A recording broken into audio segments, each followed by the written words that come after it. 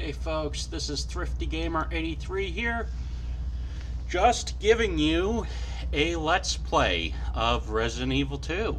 If you like it, let me know what you think, and I look forward to hearing from you. Resident Evil 2 is one of those pivotal games for American audiences, Japanese audiences, and British audiences. In the late 90s, it was the favorite game of my older brother and I. It is nice to look back and play it as well. I apologize for the slow quality. I am still getting it sorted out. Really, it's a lot faster running than it appears on here. This looks like it's coming off of a Gamescom. I really liked Resident Evil in the fact that it didn't pull any punches. As you can see, the beautiful little umbrella logo on the gun display owner. And here's something which is going to automatically make you laugh. Take a look at the windows. They're no longer safe. Gee, really, that guy just got eaten by 4 zombies, and they're no longer safe. The only game I can think of that actually captures what Resident Evil 2 captured for survival horror gaming is Zombie U. And Zombie U, sadly, is still relegated to the bargain bins due to its extreme difficulty and one-hit deaths. But really, Resident Evil 2 back in the day wasn't that different. And you had to be conservative with your ammo. That bowgun fires 3 darts.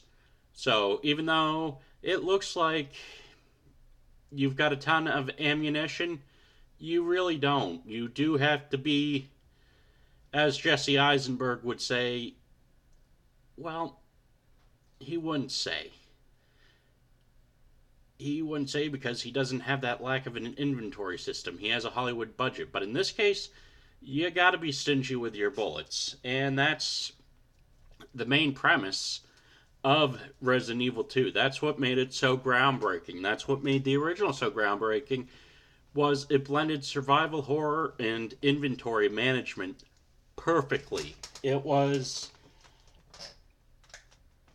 really a game which resembled a movie back in the late 90s, and that's what everybody wanted. Although it did give gamers nightmares. I mean, still to this day, you can have a nightmare of the licker just who tore the cop's head off. And that's something that will never go away. Thankfully, that's something that can stay in the memory banks. I still remember when my older brother scared the wits out of me and sending me to run across the windows of the police station with the zombie arms. Later on, I did that to my older sister when I had my own PlayStation, but still, it's one of those games which still holds up to this day. Capcom managed to go back, and not in a good way. The graphics here are on par with what the PlayStation 2 is capable of. This is played on a PlayStation 2, but not a PlayStation 1. Still sorting that out, so bear with me. Anyway, the graphics are crisp and clean.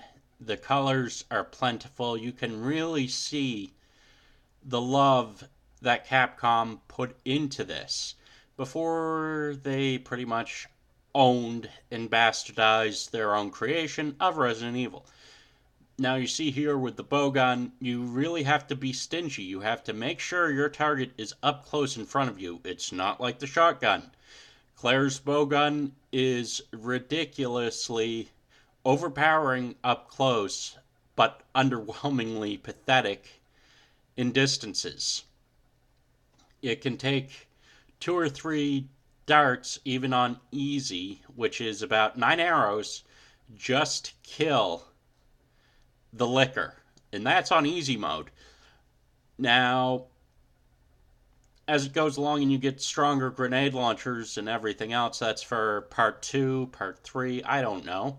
I'll put together another Let's Play if you folks like it. As always, I do look forward to hearing from you. And as you can tell, we still have a little bit more to go on the video. This nicely tied together Resident Evil 1 and 2 and gave it a believable story arc without the terrible voice acting. You can tell Capcom wanted to get away from Resident Evil's voice acting as fast as possible. What Resident Evil did so badly in voice acting, Resident Evil 2 was a reward for gamers, for early adopters who stuck it out with their PlayStation. Later on, you would get a port for the Nintendo 64 and a port for the PC. The PC version, to me, was always kind of laggy and a little different. The N64 version, to me, was a very well-made port, perhaps even better than the original. Just taking 2 discs and cramming it onto 1 cartridge. That says a lot about Nintendo's data compression technologies. But let's get back to the Let's Play. Yep, he's dying. He's dying. He's gonna come back later, so don't worry, folks. He'll be back later. You'll have to take him out, and then you'll have to take his Magnum, I do believe. If Claire can take his Magnum, I can't remember. Right now, I have just been a little bit busy. So, really, he's dying, he's dying. He's gonna say his final words. Oh no, STARS unit.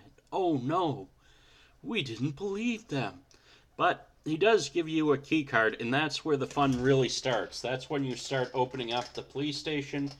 That's when you start really engaging into the fun characteristics of Resident Evil 2. It broke the mold as one of the most visually entertaining and horrifying games of all time. I say horrifying because the visuals back in late 90s, you would have nightmares and believe it would look so realistic.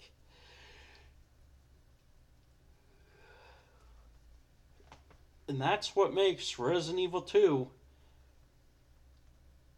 for the PlayStation one of my all-time favorite games. And I really loved doing the Let's Play of this. I look forward to doing another one. As I said before, just let me know in the future if you want to see me do a part 2 of Resident Evil 2. I'd really like to know the opinions. So, hit me up on comments, rant, rave, love, hate. Those of you on Pixels Without Borders, let me know. Have a good one.